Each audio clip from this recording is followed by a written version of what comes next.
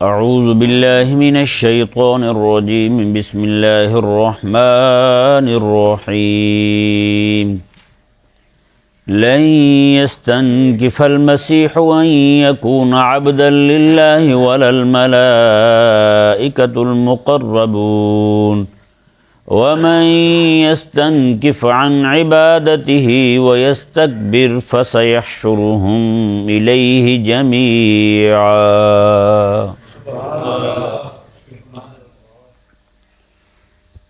ان آیات مبارکہ کا تعلق بھی پچھلے مضمون کے ساتھ ہے۔ انہوں نے نصرانیوں نے حضرت سیدنا عیسیٰ علیہ نبینا و علیہ السلام کے متعلق الوہیت کا دعویٰ کیا کہ وہ الہ ہیں، وہ معبود ہیں، وہ خدا ہیں۔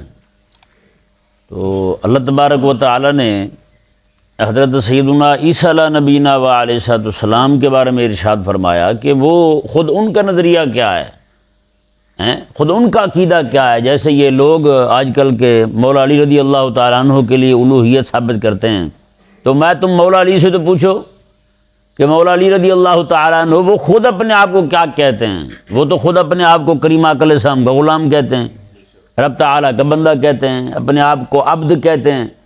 جی تو تم لوگ جو دعوے کر رہے ہو ان کے بارے میں کبھی ان سے بھی پوچھا ہے کہ وہ کیا چاہتے ہیں، وہ کیا کہتے ہیں، اپنے آپ کو رب تبارک و تعالیٰ کی بارگاہ میں کیسے پیش کرتے ہیں؟ یہ بھی کبھی سوچا تم نے؟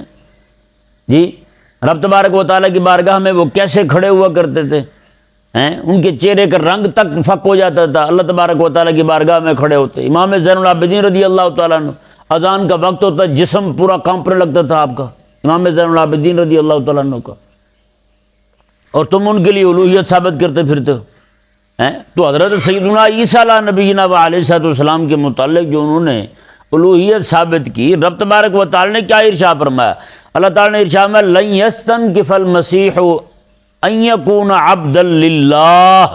اللہ تعالی نے ارشاد فرمایا کہ عیسیٰ علیہ السلام جو ہیں وہ تو ہرگز اپنی اس بات میں توہین نہیں سمجھتے کہ وہ اللہ کے بندے بن کے رہیں، اللہ کے بندے بن کے رہے ہیں، اللہ تبارک و تعالیٰ کے عبد بن کر رہے ہیں، اللہ عبداللہ بن کر رہے ہیں۔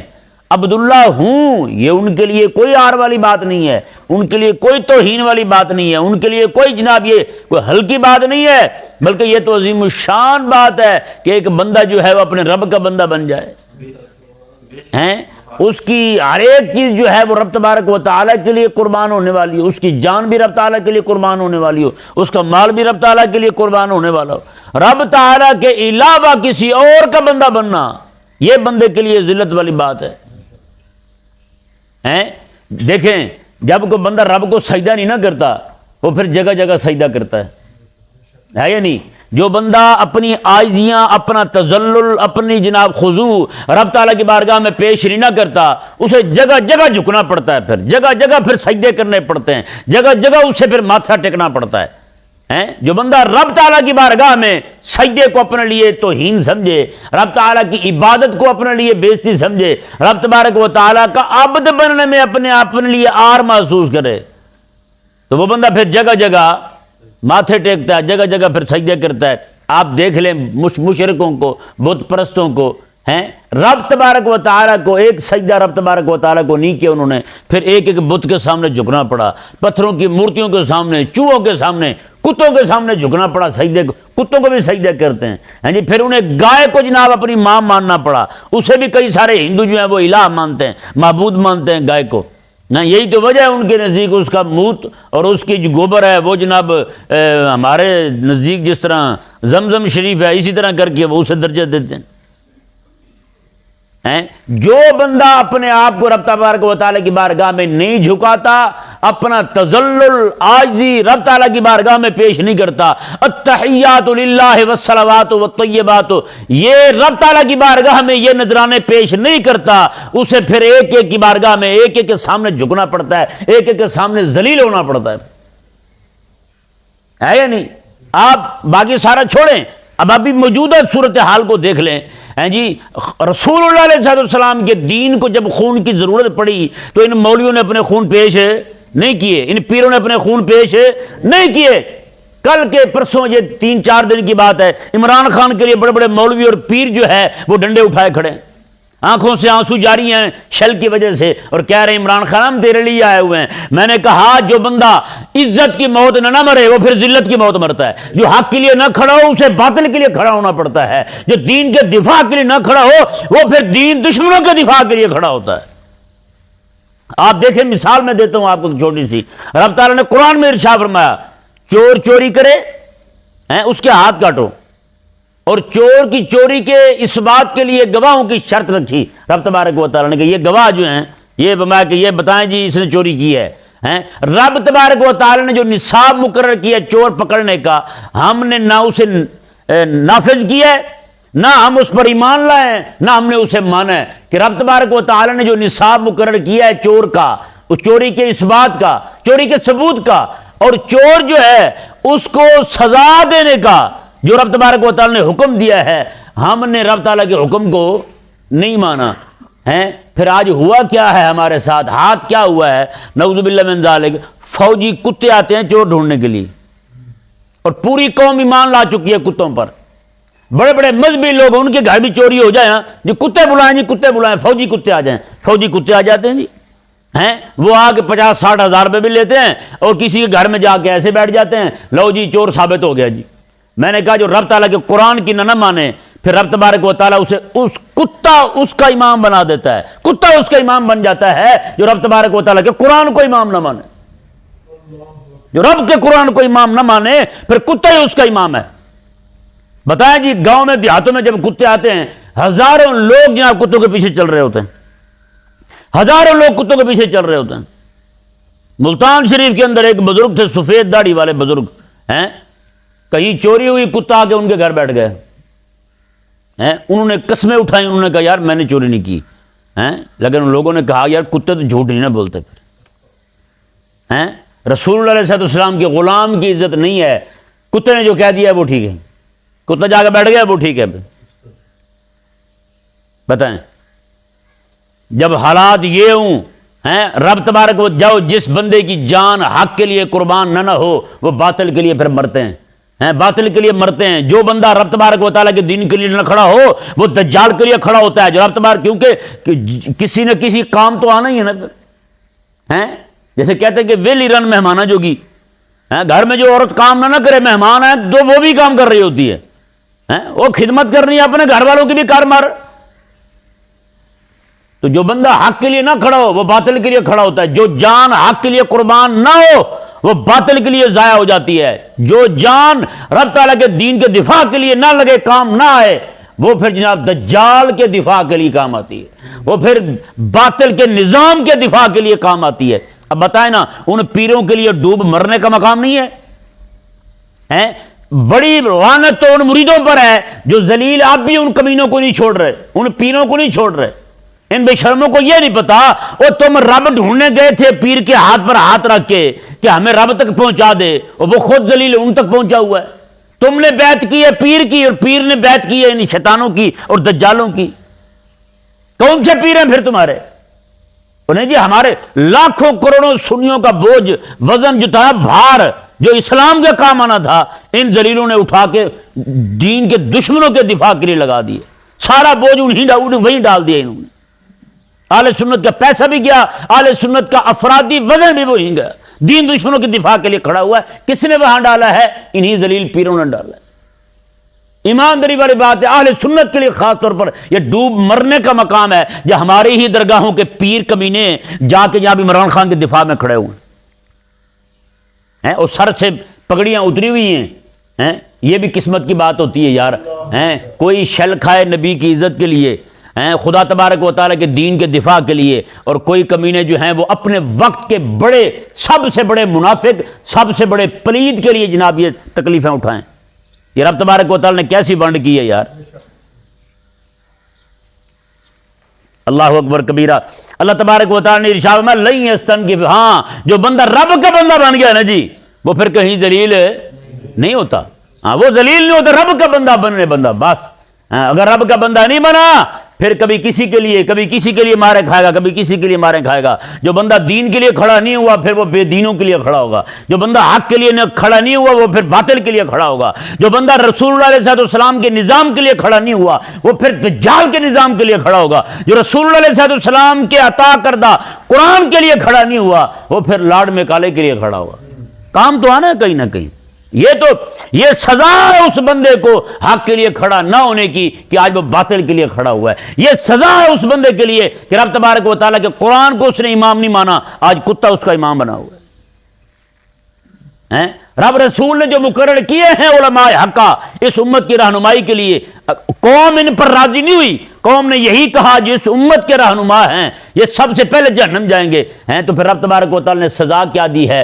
آج یہ پھر ڈراموں کو، فلموں کو، کمینوں کو، لچوں کو کہتے ہیں کہ یہ فلم بڑی اصلاح والی ہے، یہ فلم بڑی اصلاح کرنے والی ہے۔ بھائی یہ ڈرامہ بڑا اصلاحی ڈرامہ ہے، بتائیں بھائی، جن کو پتہ ہے جناب سامنے کسی کی بہن بیٹی کو اٹھا کے بھاگ رہا ہے، کہتے ہیں اس سے بڑی اصلاح ہو رہی ہے ہماری، مت ماری گئی نہیں ماری گئی۔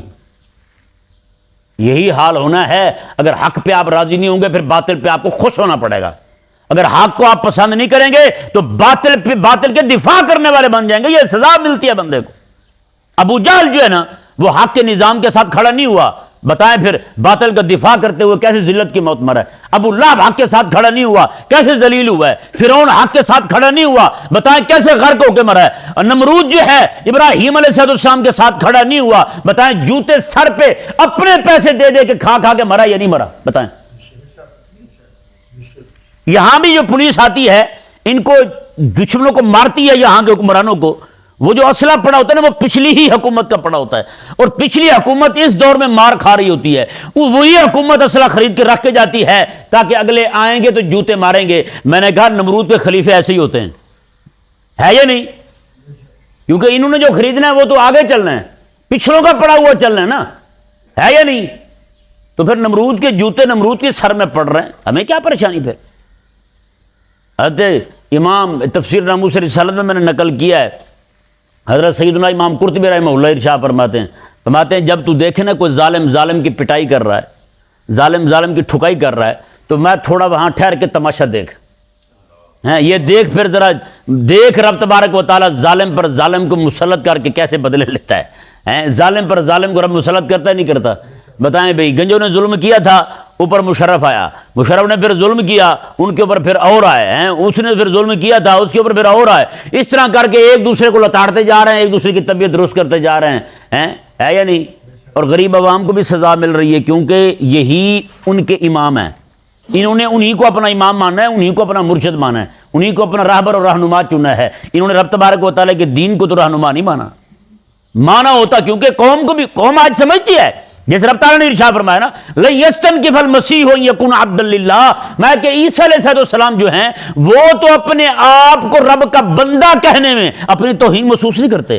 بتائیں آج کا کلمہ پڑھنے والا مسلمان جو ہے اسے کہا جائے یار نبی کی عطا کردہ خلافت لے آؤ، اسے خلافت کا نام لیتے ہوئے بے عزتی محسوس ہوتی ہے، نبی کا جہاد کا نام لیتے ہوئے اپنی توہین محسوس ہوتی ہے۔ تو بتائیں لن یستنکف المسیح ان یکون عبدا للہ، وہ والی شان جو اللہ تعالیٰ نے عیسیٰ علیہ السلام کو عطا فرمائی تھی، یہ شان تو بندوں کے آج کے مومن بندے کے پاس تو نہیں ہے کہ رب کا بندہ ہونے میں توہین نہیں ہے ہماری، یہ تو ہماری شان ہے۔ نبی علیہ السلام کی عطا کردہ خلافت آئے، اسی کے لیے جد و جہد کریں، اسی کے لیے ہم زور لگائیں، یہ ہماری شان ہے، اور ہم اسی کو آج توہین سمجھتے ہیں۔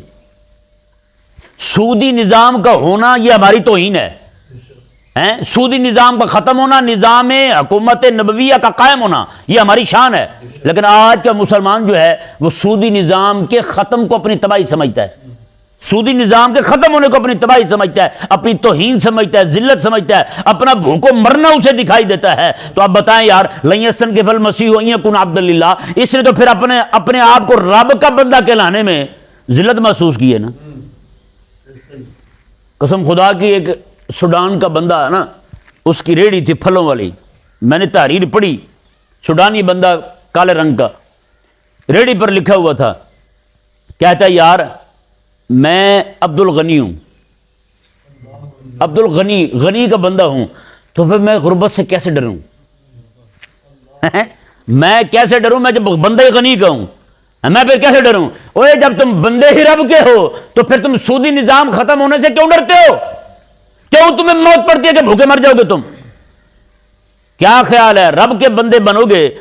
انگریز کے بندے بنے ہو تو روٹی کھا رہے ہو، رب کے بندے بنو گے تو بھوکے مر جاؤ گے۔